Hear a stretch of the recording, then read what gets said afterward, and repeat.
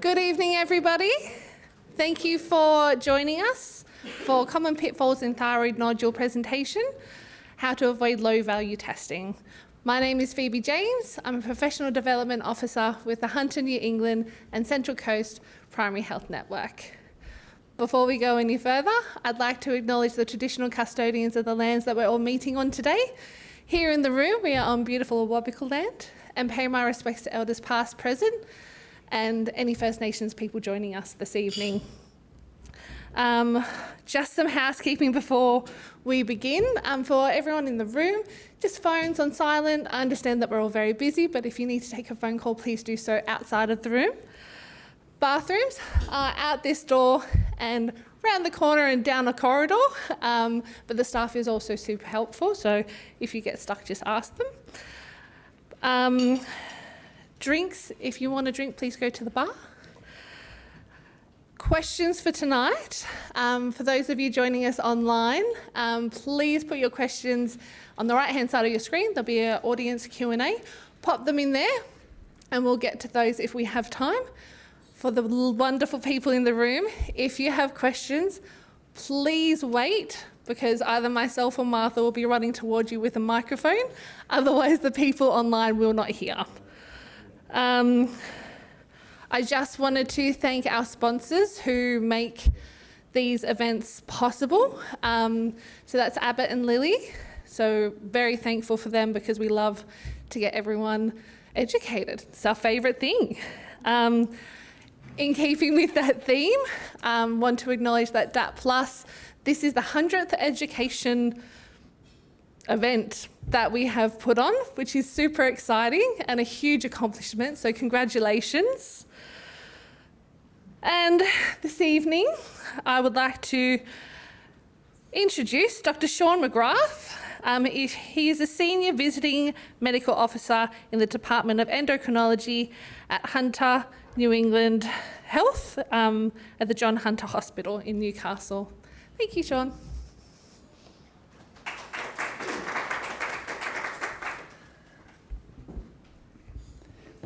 Okay, thank you, everyone.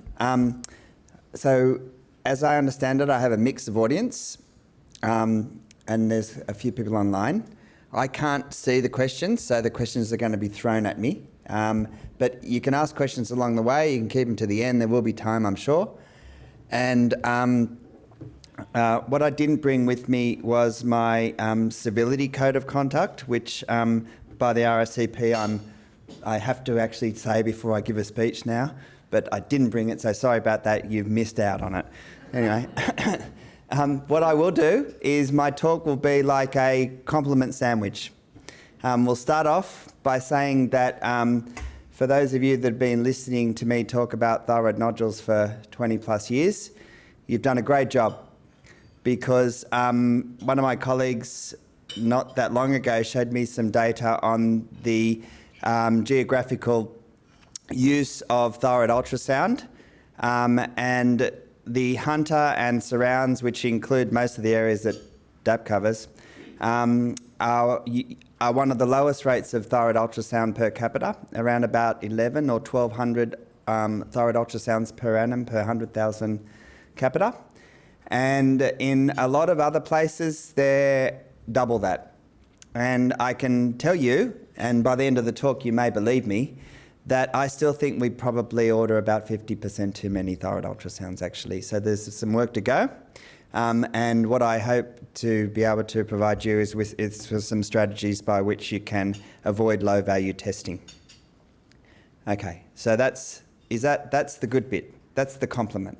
Now, so my declarations are: I've got nothing to declare in this setting. My learning objectives are to understand the accepted indications for thyroid ultrasound in clinical practice, and to explore the limitations of TIRADS, which is one of the reporting strategies to prevent low-value testing. So, what is TIRADS? What is ACR TIRADS, in fact? Well, that's the American College of Radiology Thyroid Imaging and Reporting Data System. It's not the only reporting system for thyroid nodules. There's lots of others. They all have their strengths and limitations. EU TIRADS, Korean TIRADS, the ATA guidelines, The British Association had their own. But because we love everything American and everything American is good, we now follow the ACR TIRADS classification, the American College. And pretty much that's taken hold in Australia over the last 5 years, I'd say. Why? Well, it's probably the simplest classification algorithm, but simplest is not always the easiest. So simple is not always easy, and this is why. It's simple because all you have to do is choose one of those 5 categories: composition, echogenicity, shape, margin, echogenic foci, and then add up the scores. So you choose one from composition, one from echogenicity, one from shape, one from margin, and then any number that apply from echogenic foci, and then you add them up and you get a TIRADS grade. Sounds pretty simple, but if you look at what I've outlined in, is that yellow? I'm colourblind. I think it's yellow. Right. Okay, let me ask you what you think is the most, which items have the most inter-observer difference? So the greatest inter-observer difference when you're looking at these, all these individual factors. It's obviously the ones in yellow, and they obviously score highly. So you can see how immediately, really you don't need to know anything about thyroid nodules, but you can see that immediately you can change your score by a very subjective feature of a thyroid nodule quite significantly. And that's the failure of all the classification systems. And it just means you've got to know what you're doing, and you've got to try and get good at it. So, okay, so if you sum up those points and you get 0 points, that's a TR1, up to 2 points is a TR2, 3 points is a 3, 4 to 6 is a 4, and greater than 7 points is a 5. Okay, so that's TIRADS 1, 2, 3, 4, or 5. And this is where I started not to like the TIRAD system. It took me a long time to move to the TIRAD system because of that second box there. So have I got a, if I go, I don't really have I got a pointer? How do I do it?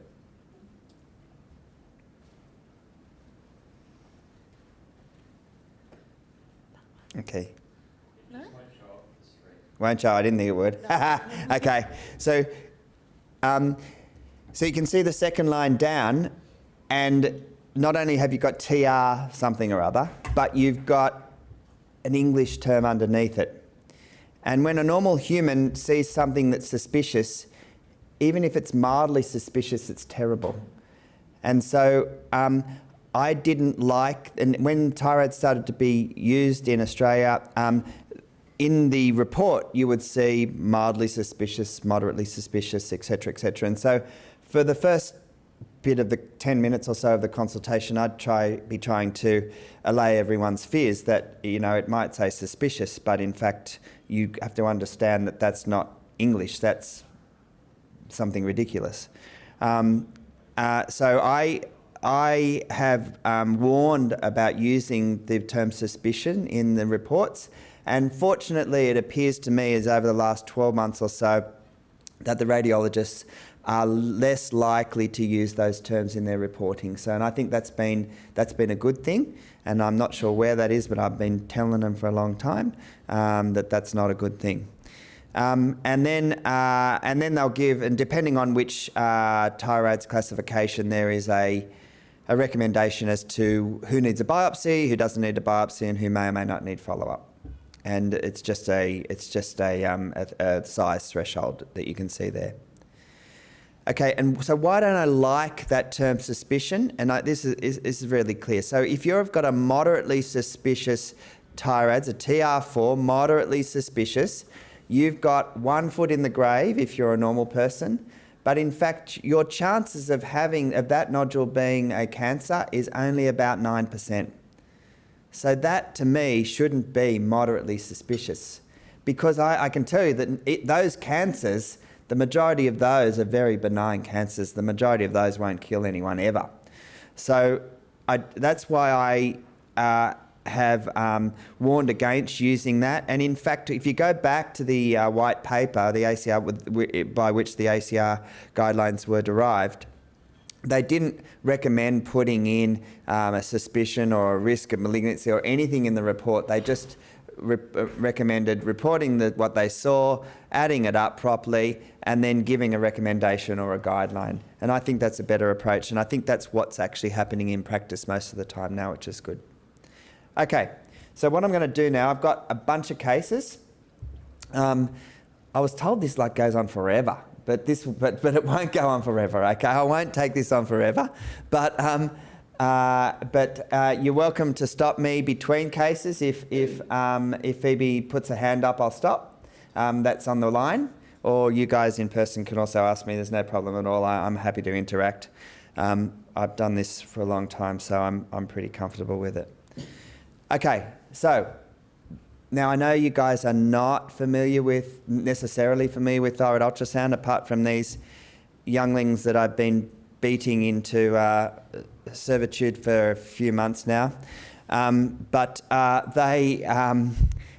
this is why. The thyroid is an organ that's very close to the skin, it's here, and it's very easy to image with a high frequency ultrasound, and so you get very good images.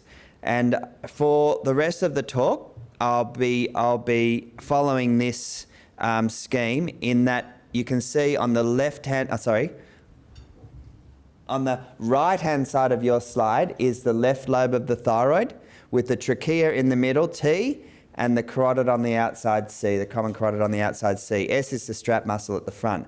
And on the left of your slide is the right lobe of the thyroid with the same nomenclature.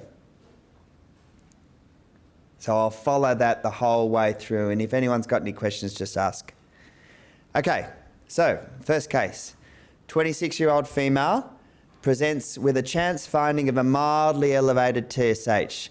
She'd moved, this was in Sydney, she'd moved from Sydney and had been having bloods monitored and thyroid ultrasounds done 6 monthly for a few years. Okay, that may sound ridiculous to someone who works in Newcastle, but that's pretty much the lie of the land, and that's why their ultrasound rates are double ours. I rather suspect, and they haven't got someone like me that's angry and grumpy and has been talking on this sort of stuff for 20 years. So in other words, what I'm saying, it's not a good use of a test. Why? This person has TSH, which is at the upper end of normal, and they've got normal free thyroid hormones and very strongly positive thyroid peroxidase antibodies. The radiologist has said on numerous reports that the ultrasound shows a diffusely heterogeneous thyroid with markedly increased flow, which raises a suspicion of thyroiditis. That's what they say. It raises a suspicion of thyroiditis. Well, you know, for a GP or a primary care provider or someone who's not familiar with ultrasound, what does that mean? It raises a suspicion of thyroiditis. I'm not a big fan of that, raises a suspicion when it's clearly abnormal and there's clearly a diagnosis here. There are 2 focal nodules in the right lobe. The largest is 9 millimetres and they've referred to it as a TIRADS3 or a TR3. Therefore, continued review is warranted. Well, if you look at TIRADS, you might say that continued review isn't warranted, but this is what happens, and this is what I'll show you. So on the left-hand side of the screen is the right lobe of the thyroid with the common carotid in the laterally and the trachea medially, and you can see that the thyroid on that doesn't look like that, does it? That thyroid is homogeneously white, that right lobe of the thyroid, whether that, whoops, the wrong way, whereas that one's got dark areas in it, it's got lighter areas in it, it's a bit hodgepodge, okay? Moth-eaten is a term that I made up. It hasn't picked up, hasn't really made it into the textbooks. But the term for that is, there's a term that I don't like, micronodular or honeycombed. And you can see that on the right-hand side of the slide, the isthmus is the same and the right and the left lobe is the same. Okay, so those of you who know anything about thyroid or know what the diagnosis is, okay, because I've said it in the case. So, and that's those arrows there are what they are, that's what they've got. You may not see it, but you can see that there's a mark. So, the sonographer's marked the size on that. So that's what they're calling nodules. And I can tell you, well, you look at it. Do you think there's a nodule there? Can you see a nodule there? I can't see a nodule there. The whole lobe of the thyroid looks abnormal, and that's just a little bit more abnormal in an abnormal gland. Okay, so there's no nodule. And that diagnosis is Hashimoto's disease. And you knew it from the start. The TSH was mildly elevated, then it was at the upper end of normal range. The gland's abnormal throughout. It's got that honeycombed appearance, and they're female, and they've got strongly positive thyroid antibodies. So this is Hashimoto's disease, no nodule. So, and before I move on to my first tirade, which is the middle of that compliment sandwich, I'll just show you that you've got to actually get used to your machine. So this is another patient that I saw, and on the left is the external, this is the same patient, same lobe of the thyroid, 1 week apart. On the left is a machine that was in general radiology, and on the right is in my machine. And you can see that on the right, my machine, the left lobe of the thyroid, looks very similar to that. Okay, it looks very similar to that. And yet you can't see it on the machine that the external radiology practice has used. And that's just due to the setup, the different machines, the setup of the machine. There's a lot of different technical factors that go into optimizing your machine when you buy one. So you've got to get used to your own machine. So part of the problem is that the radiologists and in general radiology, they all use different machines in different practice and different machines in the same practice. And I don't think anyone ever gets used to their own machine very well. And sonographers appreciate this and they do their best, but it is very hard. So my first tirade is ultrasound is not the initial indication for those patients with an elevated TSH or positive antithyroid antibodies in the absence of a good clinical reason. And beware of a nodule diagnosis in those patients with Hashimoto's disease when the ultrasound report says diffusely heterogeneous, multi-tiny colloid nodules, or a nodule within that setting is often not a nodule, it's often just part of the Hashimoto's process. It can be very hard, but 9 out of 10 times it's just Hashimoto's. Okay. So that's the first case. Phoebe, have you got any questions at all? Can you see if they're asleep? No, okay. I like to watch when I'm doing online. I like to have their faces there so I can see if they're asleep. Can you see if they're asleep? They're all awake. Oh, good. Okay. The second case is a 54-year-old female again. Females tend to get thyroid disease more than men. Thyrotoxic symptoms with mainly right-sided thyroid pain and tenderness. The biochemistry is typical of mild to moderate, mild hyperthyroidism with a low TSH and elevated free thyroid hormones. And so the patient is sent for an ultrasound, and the radiologist says the thyroid is enlarged. It's diffusely heterogeneous. There's a left-sided nodule that's nearly 2 centimetres that's poorly demarcated. It's hypoechoic, so it's dark compared to the normal thyroid. It's got reduced vascularity, and it's got coarse calcifications. So if you add all that up, you get a score of 5, which is a TR4. Okay, but what's wrong with this? What's wrong with this is you can see on the pictures. So on the left side of the screen, you can see the left side of the thyroid in the transverse view. And you can see that between those two calipers, they've measured 13.6 millimetres. So that's the transverse dimension of what they've called a nodule. So all you human beings in the audience that are looking at this picture, do you think that there's a nodule there? I can't see it. It's dark. But a nodule to me is usually well circumscribed. It's usually, it's very obvious compared to the rest of the thyroid. Can you not see it, Judy? Turn the lights on. The glare, okay. Pull the blinds down.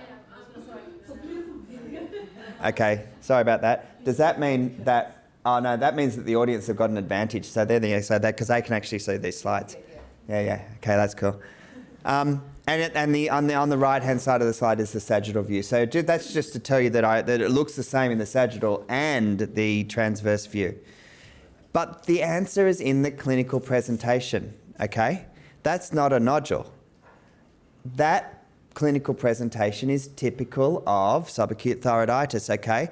The patient presented with thyrotoxicosis and thyroid pain and tenderness. Subacute thyroiditis, 9.5 out of 10 times. And that there is not a nodule, it's just part of the inflammatory process. And then, so the nuclear scan shows low uptake. So the nuclear scan is, up the top is the face, where you can see the salivary glands, and in the bit that I can't show you, you can't see the thyroid, okay, because there's no uptake in it. So subacute thyroiditis is the diagnosis, no nodule. What happens is that subacute thyroiditis tends to come in waves. I don't see anything for about 6 or 12 months, and then I'll see a bunch of people with subacute thyroiditis. It's because it's normally post-viral. And when I see them, you know, a lot of people have had an ultrasound, a lot of people have been reported as a nodule, and a significant number of those get a biopsy, and they didn't need it. And I've decided that the only way that you can stop these low-value testing is to start right at the beginning with you guys, with the primary care providers. And so that's why I harp on about this and this ugly bit in the middle of the compliment sandwich, because, well, it depends how you look at it. Is it ugly or is it positive? Because I think you guys are I've talked to radiology practices, I've talked to these registrars till I'm blue in the face. They sort of believe me half the time. But I can't stop this happening unless the person that's ordering the test knows when it's useful and when it's not. So I would encourage you guys to just think about when you're ordering an ultrasound and think of the value, and we can go through it all at the end of the talk. But this is my second tirade. Ultrasound is not the initial investigation for a hyperthyroid patient, and beware that subacute thyroiditis is often mistaken for a high-risk nodule, either TR4 or even TR5. I've seen them, and they end up getting biopsies they never need. It causes a lot of anxiety. Fortunately, they don't tend to get diagnosed as something that needs to be removed very often, which is good. But it's possible they would. Okay, so that's Hashimoto's, subacute thyroiditis. Ultrasound is not the initial investigation for those two conditions unless there's something weird going on. And they were both classical cases. We're good? Yeah. You sure they're awake? Okay. 67, the third case. 67-year-old, a goiter. So a thyroid enlargement found coincidentally by someone when they were examining the salivary glands. Thyroid function is normal, and so the person says, right, this is a goiter, it's a bit asymmetrical, bit left side's bigger than the right side's bigger than the left, I don't know. Let's do an ultrasound. That's not an unreasonable starting point for an ultrasound. The thyroid function is normal. They didn't present with just a blood test abnormality. They actually had a physical problem that was presented to the person. And this gets reported as multiple nodules, largest in the right lobe, 28 millimetres, TIRADS 3, so 2 for composition, which is solid, 1 for echogenicity, which is isoechoic, and then smooth outline, so no points, no calcifications, and whatever the other one is. I have started sort of using TIRADS, but I didn't use it for a long time.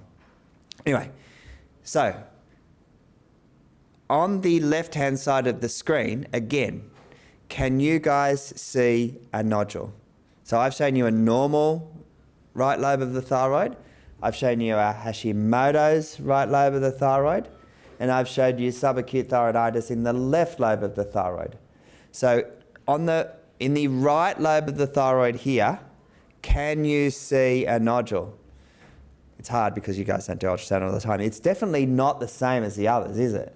And it's abnormal, but a nodule is a discrete, usually ovoid thing, can be lobulated. And I can tell you that when I see that on the external images, I say, oh, I don't think there's a nodule there. That's multinodular change. And so that's what they've called a nodule. this is me taking an ultrasound with my very old machine. And that's just a video from top to bottom of the thyroid. So if you guys were watching, I don't know if I can take it back. I can. There you go. Look at that. So the right lobe of the thyroid, I can tell you, is enlarged. It's completely abnormal. But is there a discrete nodule there? You know, you only have to have eyes. There's none. All right. So this is multinodular goiter, and that, unfortunately, this tirade is not directed at you guys because you can't help that. Okay, but I direct this to the sonographers that I talk to and the radiology practices that I talk to. You don't have to manufacture a single nodule within a multinodular goiter. They're both very common, and if it's multinodular, say it's multinodular. They haven't got it. You shouldn't be scoring a multinodular gland. You only score the individual discrete nodules within a gland. So this is multinodular change. So multiple coalescent nodules, no discrete nodule.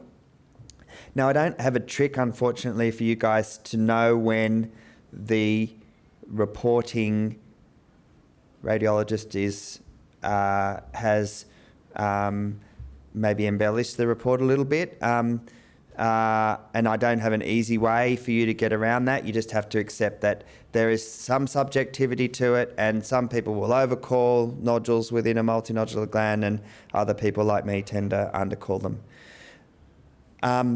Okay. Ultrasound classifiers should only be described to discrete nodules. Beware of multinodular goiter.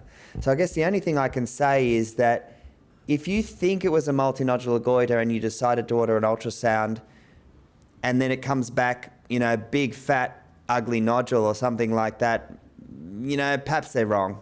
And then you've got to decide, are they right or are they wrong? Are you going to get someone, you know, are you going to refer that on or not? And I think both pathways are reasonable depending on provision of service and availability and all that sort of stuff. Okay. We're moving on now. So we've done Hashimoto's disease, subacute thyroiditis, multinodular goiter. Now we're moving on to something else. Another female. 34 this time, mild hyperthyroid symptoms, has a mildly reduced TSH, so that fits with the symptoms, and a T3 at the upper end of normal. So for those of you that don't know, that could easily be early T3 toxicosis. And they're sent for an ultrasound. Okay, so the first thing you should do is feel their neck, and you probably would have felt this nodule, okay? But they're sent for an ultrasound, and the ultrasound reports a 3 centimetre lump, TR5. They're the terrible ones. It's the highest classification you can get. The absolute fully halfway in the grave patients. And so that, now, that's okay. Again, I don't expect you to interrogate the validity of this finding, but I will take you through it and tell you why I can see that this is incorrect. Okay, that's the nodule in the left lobe of the thyroid. It's 22 by 16 millimetres. It's pretty well solid. It's not all solid, but it's mostly solid, so it'll score 2 for composition. To me, it'll score 1 for, because it's pretty isoechoic. Its colour or its echogenicity is very similar to the thyroid next to it, so it's isoechoic to the thyroid next to it. So that'll score 1. That's 3 points. I might have this soon. It's got a bit of calcium in the middle. Calcium in the middle scores 1 point. It's got a smooth outline. It's got no points, and it's got no extra thyroid extension or any of those other ugly things. So to me, this is going to score 2 + 1 + 1 is 4 points. It's a low 4. It's a pretty average 4. So solid, hypoechoic. Oh, I've said it's hypoechoic there. Anyway, it looks pretty isoechoic. That's the subjectivity, isn't it? smooth margin, wider than tall, that's the other one, wider than tall, and echogenic foci. So it's going to, at max, it's going to be a TR4. It's never, ever going to be a TR5. You cannot make that a TR5. Just cannot make it. So it goes from someone who's got this malignant diagnosis before they've even started to someone that's probably a benign lump. But go back to the original presentation. This person was thyrotoxic. I've already told you what you should have done is not order an ultrasound, physical examination, talk to the patient, biochemistry, and then a nuclear scan, because that's a toxic nodule. See how on the left, that nodule on the left lobe it's clearly a hot nodule. So that person's got mild T3 toxicosis from a toxic adenoma, and they're not cancers. You don't need to do an ultrasound, they're benign.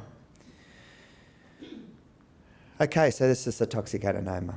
So they've gone from having at least half of their person in the grave with a malignant diagnosis to a completely benign diagnosis purely because if you get the pathway right and you don't order a test when it's going to have pretty low value and a high likelihood of being either reported correctly and giving anxiety, so a TR4 would still have given anxiety, or reported incorrectly and given a lot of anxiety. Okay. So toxic adenomas often score, they're typical follicular neoplasms, so they're neoplasms, but they're benign, 99.9% of the time. They often score 4s, they can score often 3s. 3s and 4s are really common. 5s are very, very uncommon for a toxic adenoma, although it's possible. You'd only need a little bit of peripheral calcification as well, and you'd get up to a 5 almost in a cystic and solid nodule, but that's coming up next, I think. No, it's not. Okay.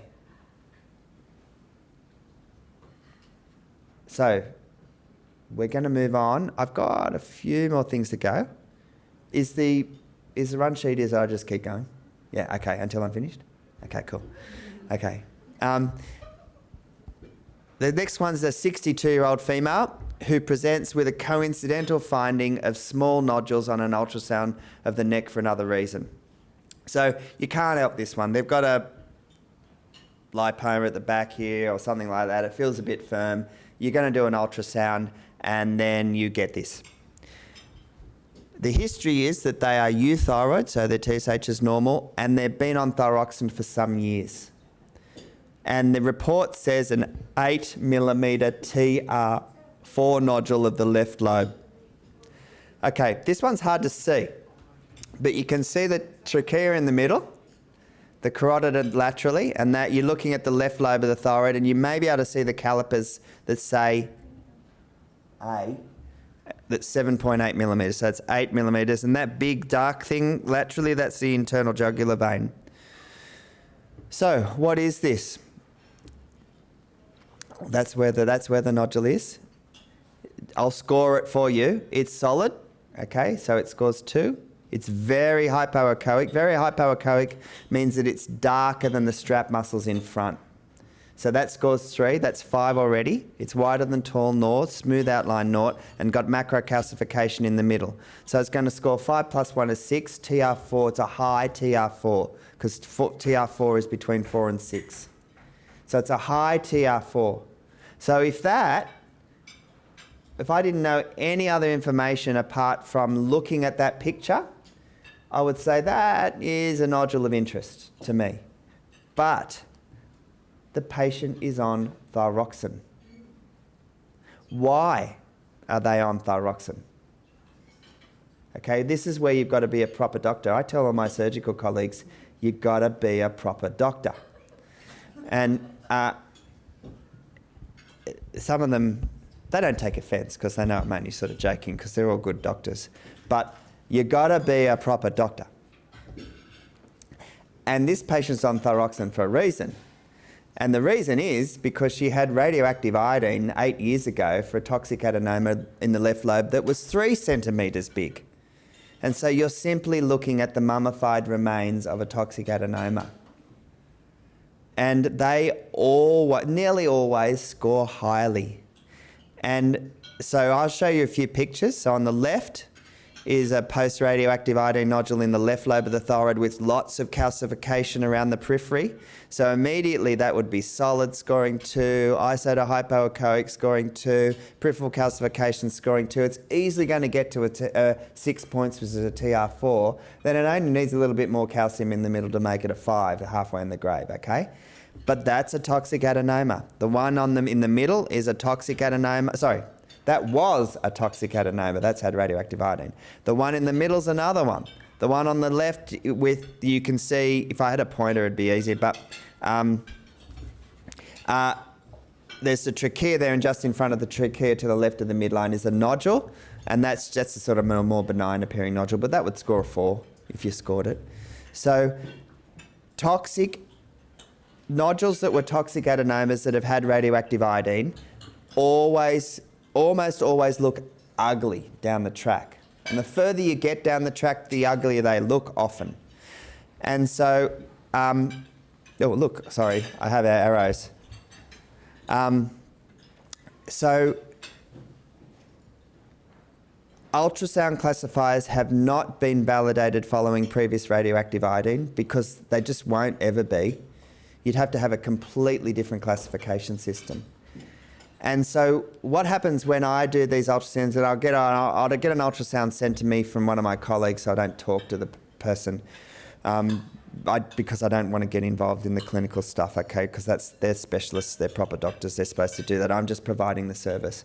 And I'll look at their neck, and I'll see this ugly looking nodule on one side, and then I'll see that the thyroid is atrophic and dark and pretty well gone around it.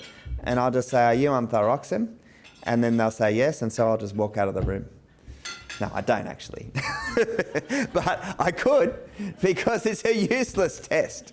When I need to know that, okay? Because these nodules after radioactive iodine are always ugly looking. Now, if someone's had a toxic nodule on the left, right, and you look back at your notes, and you say, right, I treated a toxic nodule on the left. It was a 3 or 4 centimetre lump I couldn't jump over. I could feel it on the left side. And they've come back 10 years later and they've got this great big lump on the right. And you think, oh my goodness, that's different, all right? That's a completely different scenario. But if you ask me to have a look at this small nodule on the left when they've had radioactive iodine many years ago, then I'm not interested in it. Because they'll look ugly. And they're not. It's not appropriate to apply Thyroids to them. Okay, now this is a slightly more complex and interesting one. I'm not sure. Is everyone following? Like I know these guys are because I've hounded them for years. But is everyone following? Am I sort of all right? Am I doing all right? Judy, what do you reckon? I'm biased. Yeah, Judy's biased. If I was a GP, Yeah. I'd be going, radiation's really bad, get cancers from radiation. How confident can I be as a GP that this is not malignant transformation in a neck that's been radioactive? Well, you don't. Okay, so. I'll probably just refer to you. Okay, so the question was, if I'm a GP, radiation is bad, lumps after radiation is bad, can be bad things. How confident am I that this is not a bad cancer? Okay, anyone who knows me knows that I am 100% confident. Pip, how confident am I? 100%. Pip's my wife? 100%, right? Even when I've got it wrong, I'm 100% confident. Okay. You just say, I'll eat my shoe. I've eaten a few pairs. Yeah, I'll eat my shoe. I don't say that anymore. But, okay, look, I don't think you need to go chasing, we're all going to make mistakes.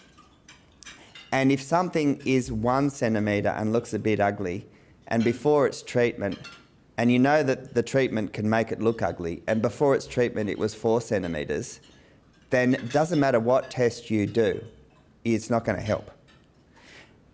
Whereas the other scenario that, sometimes you don't know, okay? So sometimes you didn't see that patient that had radioactive iodine and all they've had is a scan for another reason, they've got an ugly looking nodule, okay?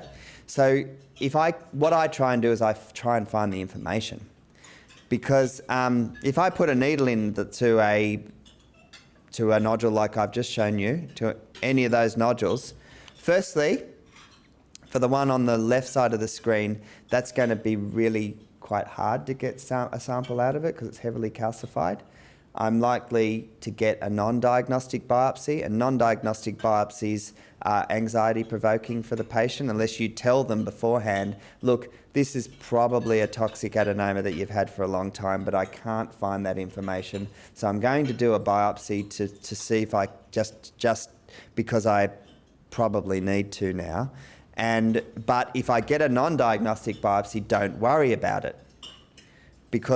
And if I do that, that's fine, because I don't tend to get non-diagnostic biopsies very often. But obviously you have to have a fair bit of experience to know that. The other scenario is that, if the toxic adenoma was on the left and then you've got this big firm nodule on the right, that's a completely different scenario. So that is a much more worrying scenario. Yep. And we have definitely seen nasty cancers in patients that have had radioactive iodine in the past, but it's not been the nodule that's been treated, it's been another nodule.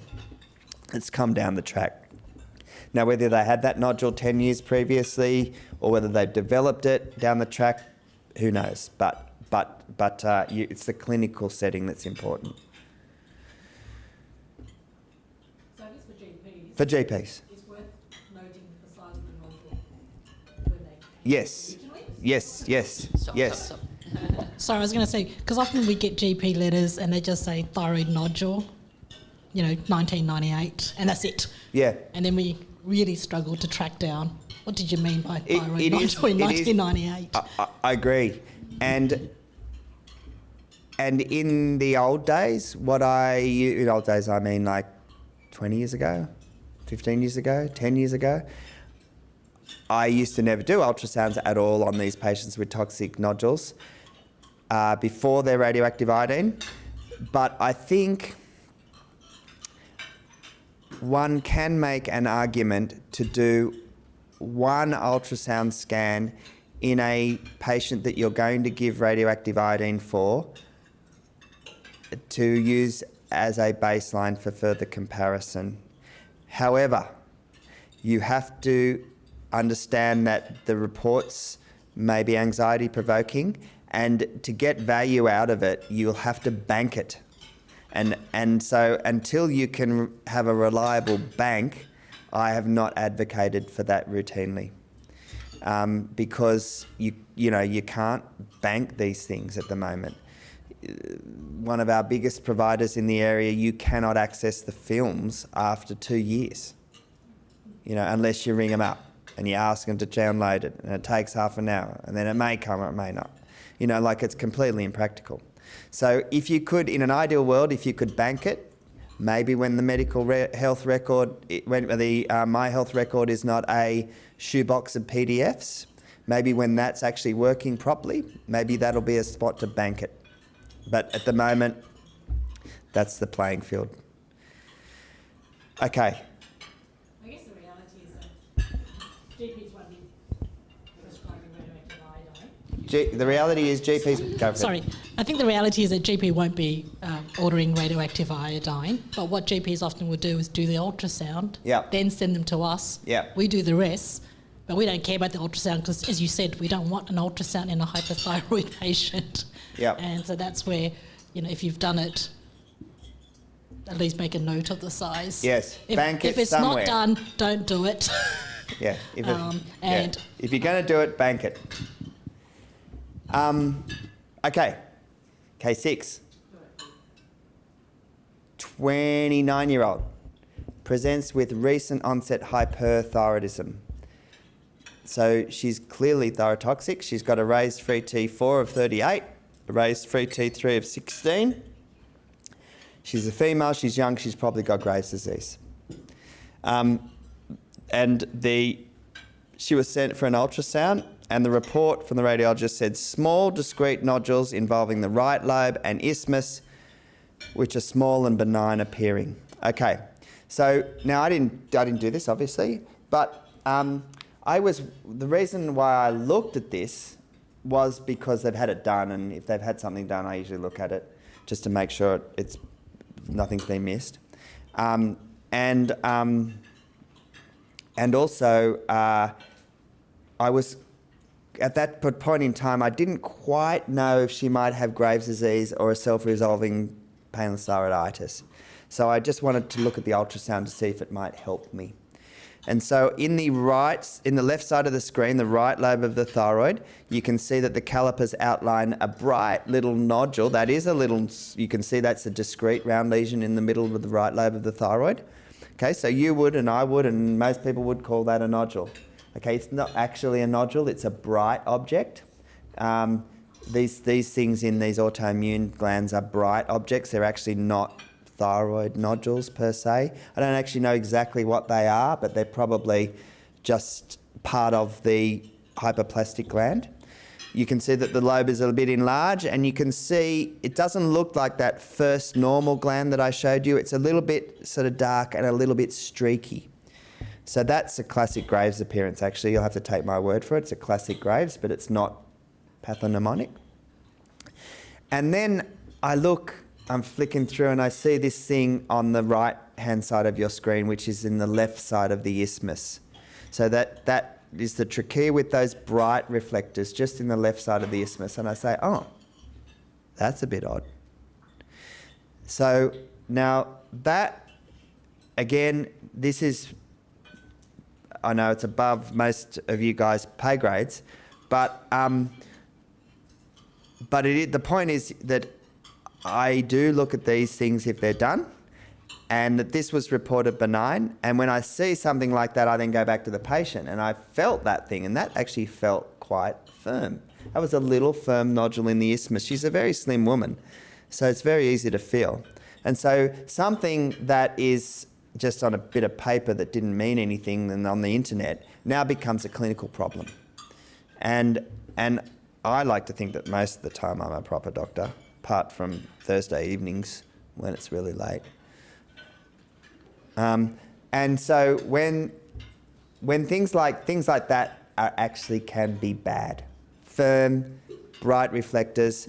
You might have noticed that the bright reflectors are in that last group, which is in the calcification group, and punctate echogenic foci. It was one of the ones that I circled in yellow. That scores 3. Punctate echogenic foci are those things there. Those little bright reflectors in the left isthmus, they're punctate echogenic foci.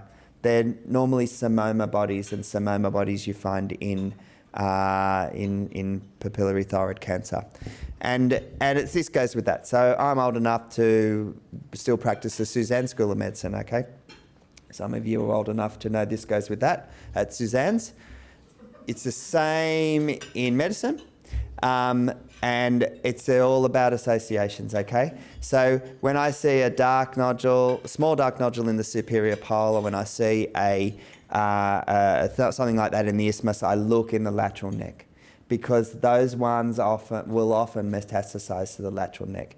And you can see that in that little round thing that I've circled, that I've got my calipers on, which is lateral to the common carotid. On the left-hand slide, it's the right. Sorry, on the left-hand side, on the left-hand side of the slide, it's the left lobe of the thyroid, and it's lateral to the left lobe of the thyroid. That's a little metastatic node, okay? Because you can see the bright reflectors in the node as well. So you've got papillary carcinoma in that node. And then that one on the right-hand side of the slide, which is the central neck, that's just extra papillary carcinoma in the nodes. So I know that this is not really... So this now turns into Graves' disease with a pseudonodule in the right lobe and a small PTC in the isthmus with lateral neck disease. So we would have missed that one, have we not? They all did. Everyone did. But if we did do an ultrasound, that would never have been picked It up. wasn't reported. We did, so that makes If you did do it, okay. The question was, we would have missed it. And the answer is, it was bloody lucky that I didn't miss it. Because if you hadn't have done an ultrasound because she's thyrotoxic, you wouldn't have seen it. That's correct.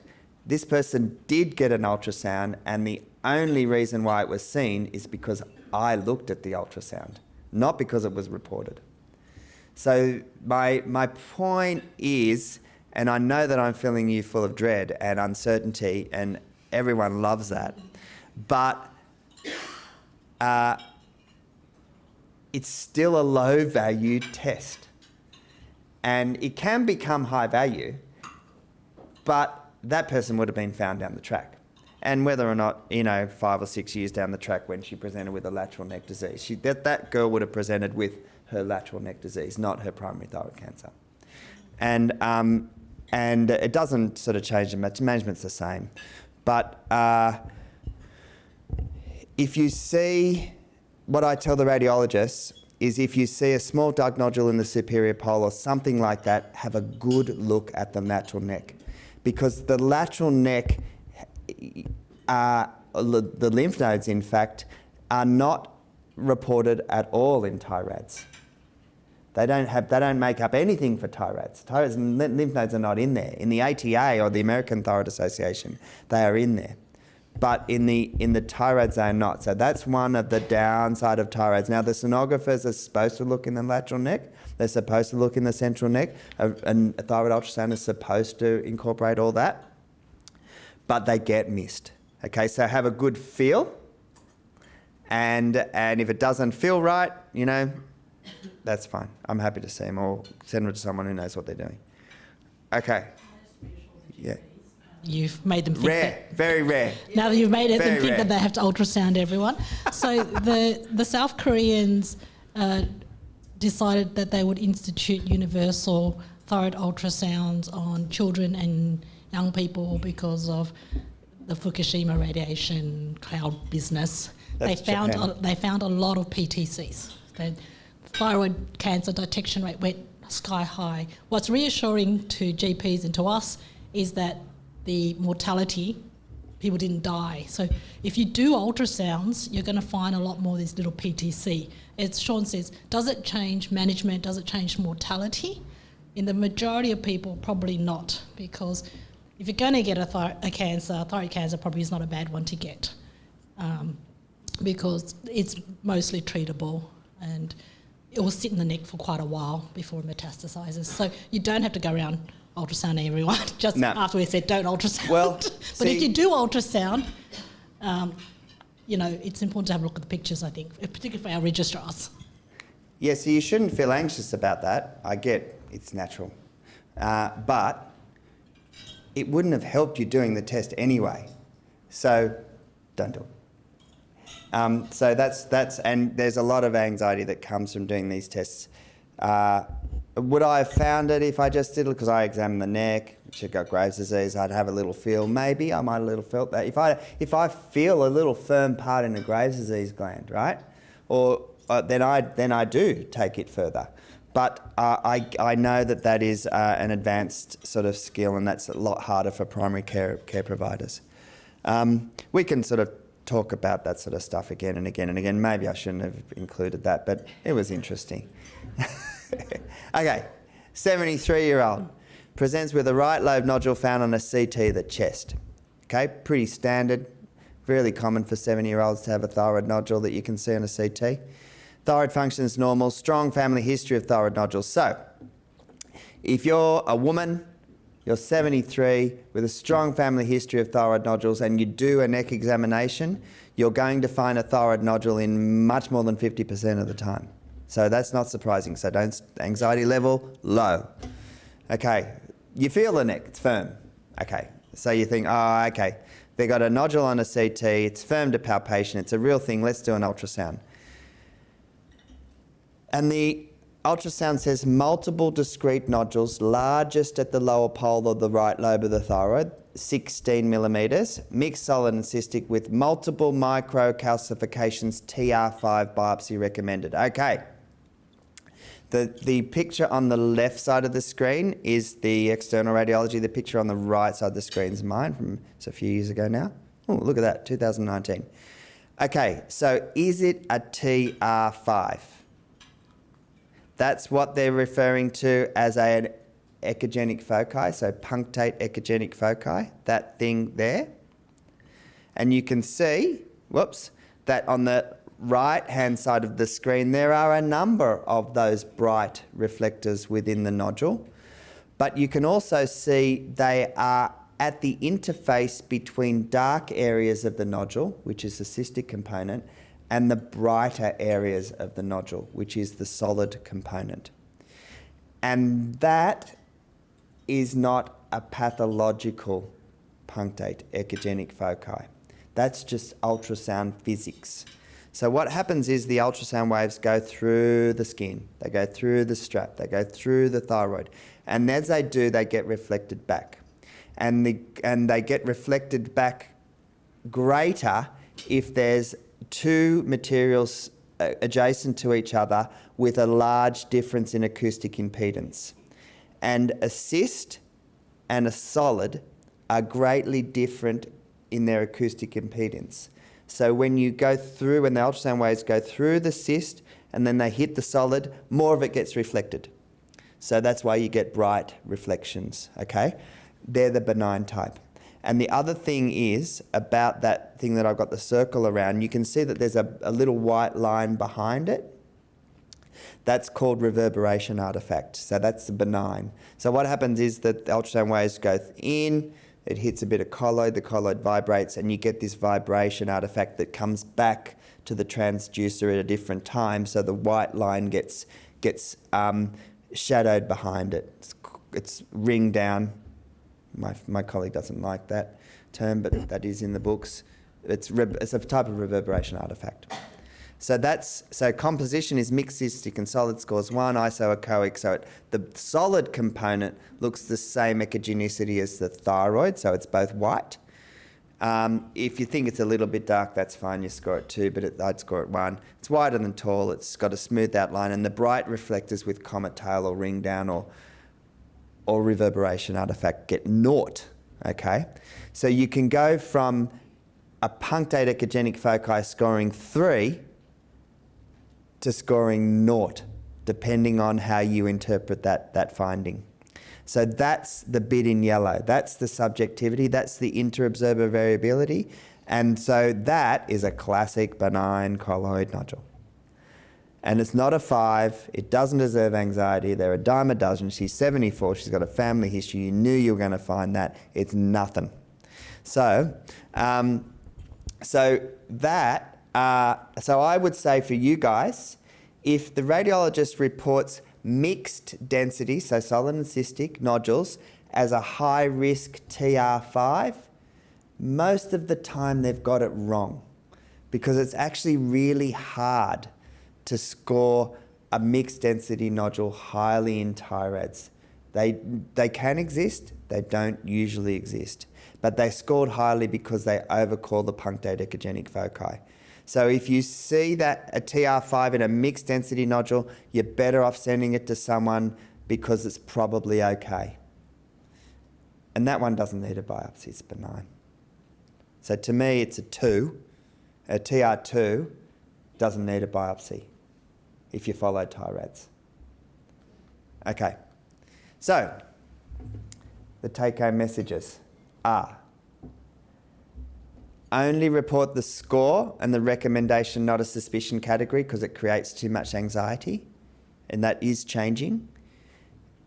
There's got to be a discrete nodule, and when I was learning this 20 years ago, the sonographer that I got to, a very experienced sonographer that I got to start teaching me how to do it, she said, look, you don't only report a nodule if you can see it in 2 dimensions, you know, the AP and the sagittal, or the AP and the lateral, or something like that. It was very good advice.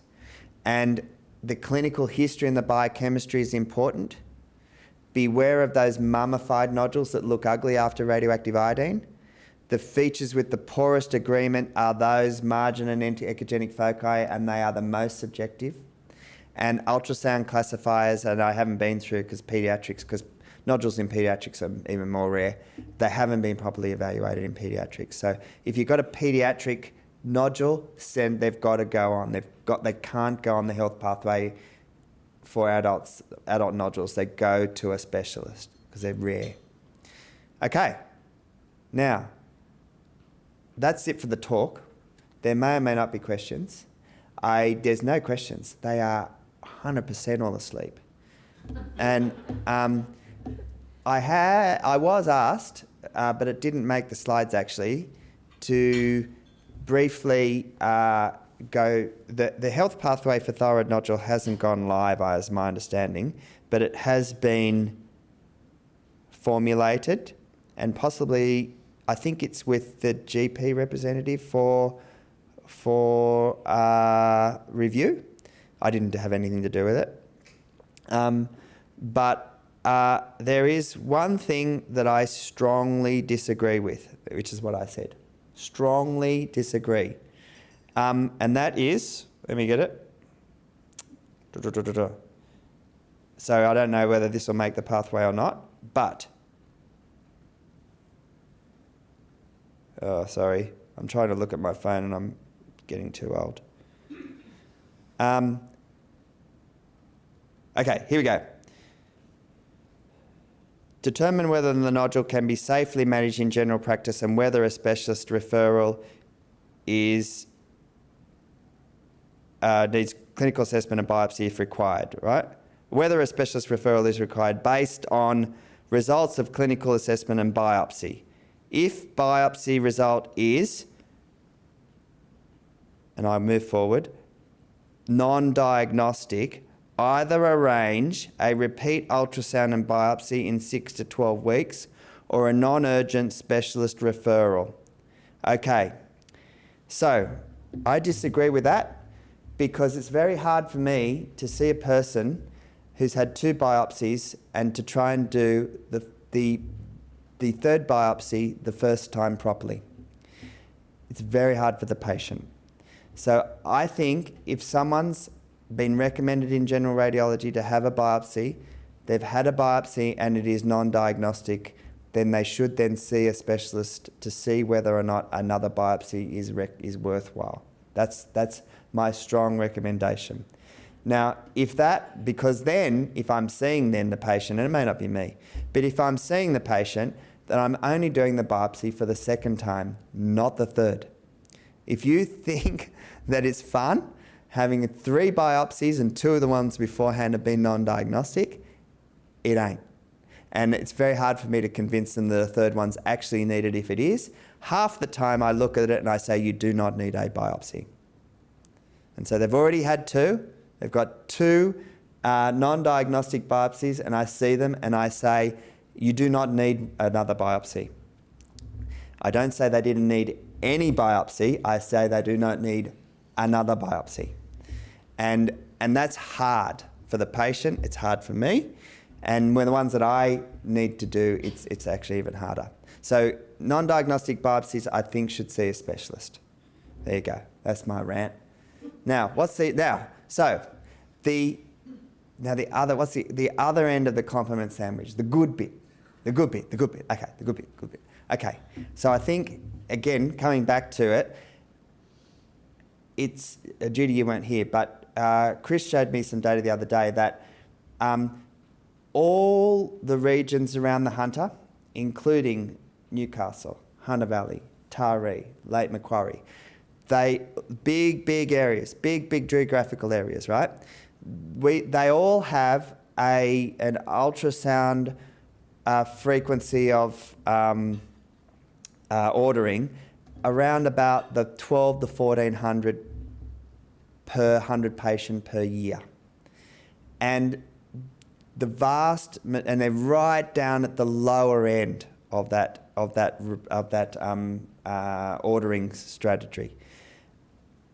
Most places in Sydney, most places in other country, New South Wales, are up closer to 2,000 and some of them are up around 2,200, 2,300 per 100,000 per year. And I know that we're still over ordering by about 50%, probably. And I know that it's not completely solvable, but we're doing well and we're doing much better than other places. And if you take some of this on board, you will do even better. And I think that's actually better for the country and it's better for the patients. So there you go.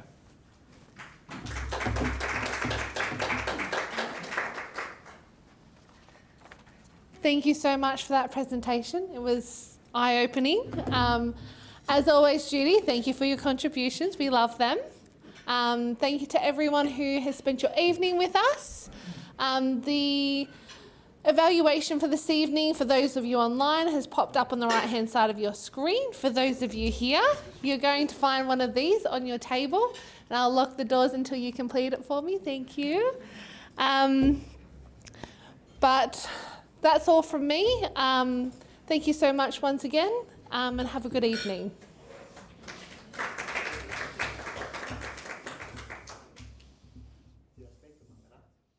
You were perfect. Whilst I have